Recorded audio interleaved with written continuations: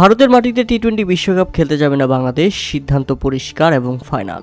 আর বাংলাদেশের এমন সিদ্ধান্তকে সাধুবাদ জানিয়ে পাকিস্তানের সাবেক ক্রিকেটার এবং বর্তমান কোচ রশিদ লতিফ স্পষ্ট পাকিস্তান ক্রিকেট বোর্ডকে জানিয়ে দিয়েছে যে পাকিস্তানেরও উচিত বাংলাদেশের মতো এমন সাহসী সিদ্ধান্ত নেওয়া।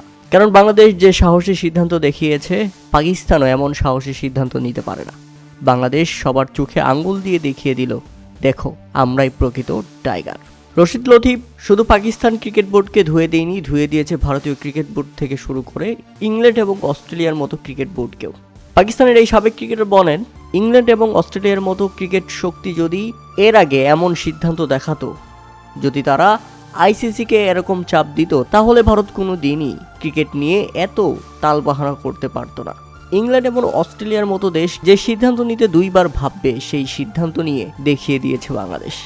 তাই আমি মনে করি পাকিস্তানের এই বিষয়ে হস্তক্ষেপ করা উচিত। পাকিস্তান যদি এখন বাংলাদেশের পাশে দাঁড়িয়ে টি-20 বিশ্বকাপকে বয়কট করে, তাহলে এই বিশ্বকাপ বড় বিপদে পড়বে। আমি এটা আগেও বলেছি, বাংলাদেশ যখন একবার কোনো সিদ্ধান্ত নেয়, তারা সেটা করে দেখিয়ে ছাড়ে। তারা প্রমাণ করে দিয়েছে যে বাংলাদেশের জন্য ভারত নিরাপদ নয়। আইসিসি, বিজেপি বা বিসিসিআই যাই বলুক না কেন, তাতে বাংলাদেশের গোনার টাইম নাই। প্রিয় দর্শক, এটা সত্যি, বাংলাদেশ এই প্রথমবার প্রমাণ করেছে তারা টাইগার। তারা কাউকে ভয় পায় না। ক্রিকেটে পারফরমেন্স দিয়ে সেটা না করতে পারলেও বিসিবি এবং বাংলাদেশ সরকারের যে সিদ্ধান্ত, সেটা প্রমাণ করে দিয়েছে বিশ্ব ক্রিকেটে বাংলাদেশ কাউকে ভয় পায় না, বাংলাদেশ কাউকে দালালি করে চলে না। আইসিসিকে রীতিমতো কুক করে দিয়েছে বাংলাদেশ। টি-20 বিশ্বকাপ বর্জন করে বাংলাদেশ দেখিয়ে দিয়েছে তারা সম্মানটাকে বড় মনে করে। কিছু টাকা যেটা বাংলাদেশ পুষিয়ে উঠতে পারবে খুব তাড়াতাড়ি।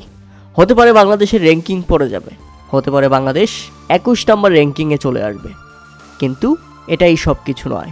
টি-20 বিশ্বকাপের পর বাংলাদেশ নতুনভাবে ঘুরে দাঁড়াবে, এমনটাও মনে করছেন রশিদ লতিফ। এবং তিনি পাকিস্তান ক্রিকেট বোর্ডকে যে পরামর্শ দিয়েছেন, পাকিস্তান ক্রিকেট বোর্ড যদি সেটা করে, তাহলে এবারে টি-20 বিশ্বকাপের আয়োজক হিসেবে রীতিমতো ব্যর্থ হবে ভারত। প্রিয় দর্শক, আপনার কি মনে হয়, পাকিস্তান কি বাংলাদেশের পক্ষ নিয়ে টি-20 বিশ্বকাপ বয়কট করবে? যদিও বাংলাদেশের এই সিদ্ধান্তের পিছনে সবসময় পাকিস্তানের সমর্থন ছিল এবং বাংলাদেশের পক্ষে ভোটও দিয়েছিল তারা।